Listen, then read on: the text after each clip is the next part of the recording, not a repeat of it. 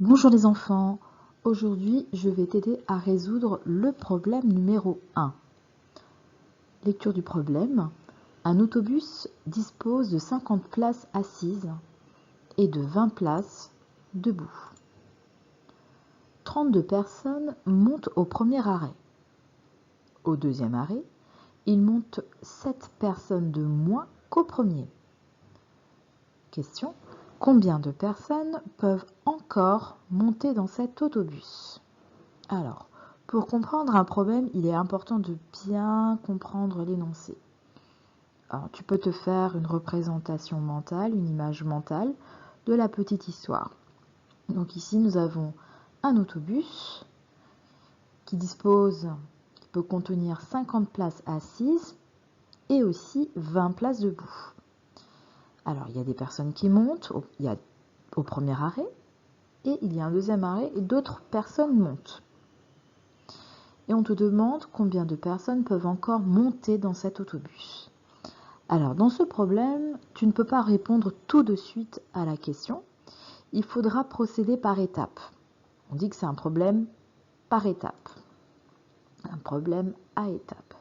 Il faudra que tu te poses plusieurs questions avant de répondre à la question. Celle-là. Maintenant, on va aller procéder par étapes. Première étape. Nous avons un autobus qui dispose de 50 places assises et de 20 places debout.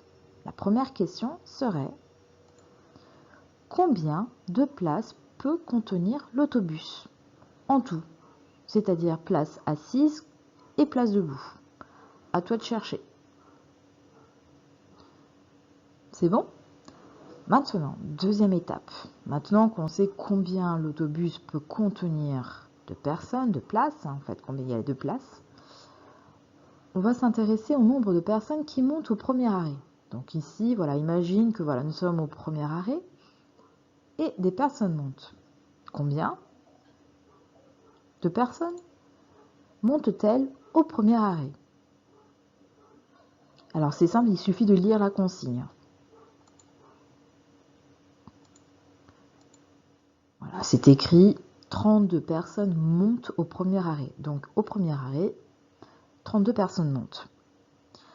Troisième question.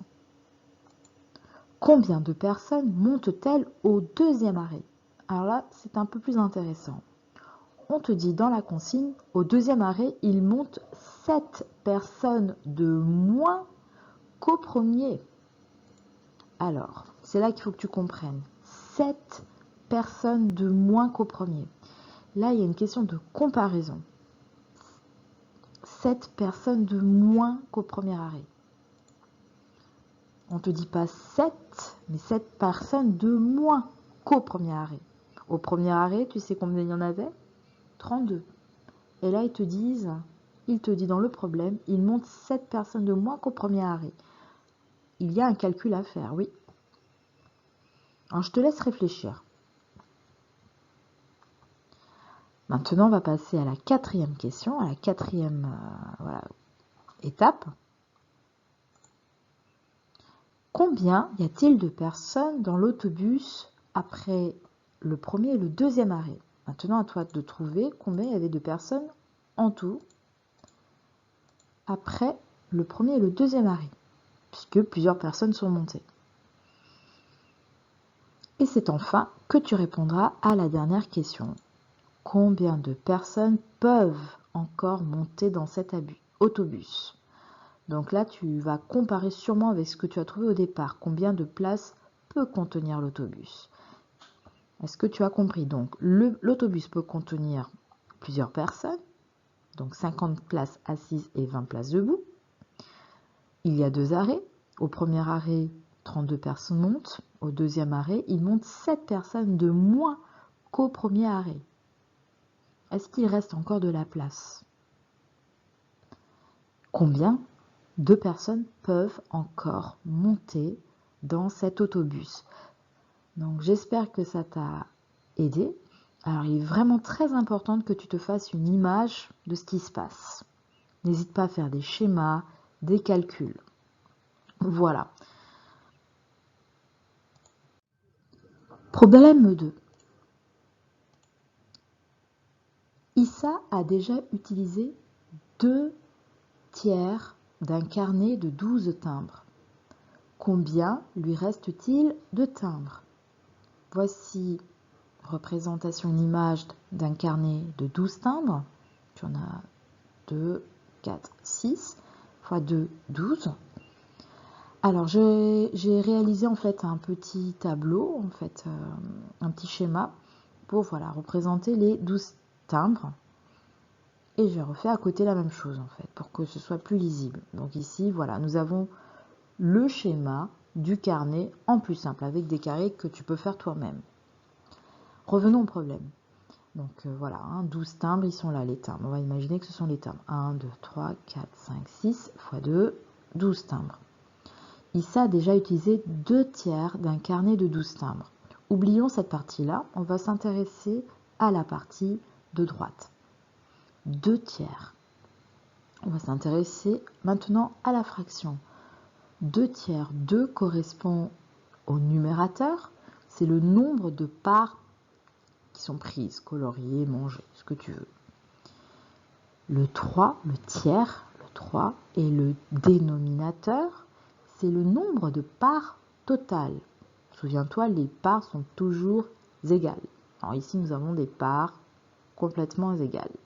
Par contre, le nombre total, là, il y en a, combien y a-t-il? 12, et oui.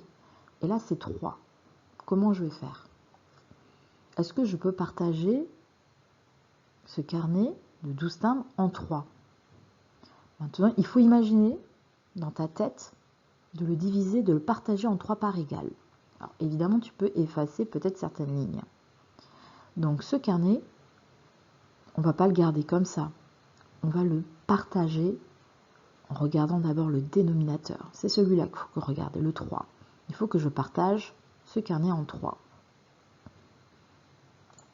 Et voilà, je l'ai partagé en 3 parties équitables. Donc ici, nous sommes en tiers. Nous avons 3 parties équitables. Après, le problème est beaucoup plus simple.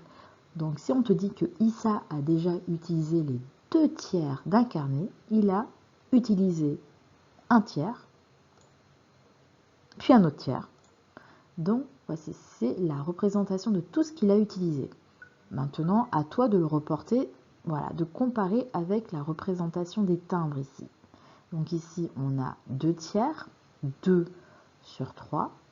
Il faut que tu refasses la même chose, sachant que dans un tiers, pose-toi la question, combien est-il de timbres dans un tiers? Voilà, je pense que ça t'a aidé, j'espère en tout cas. Donc voilà.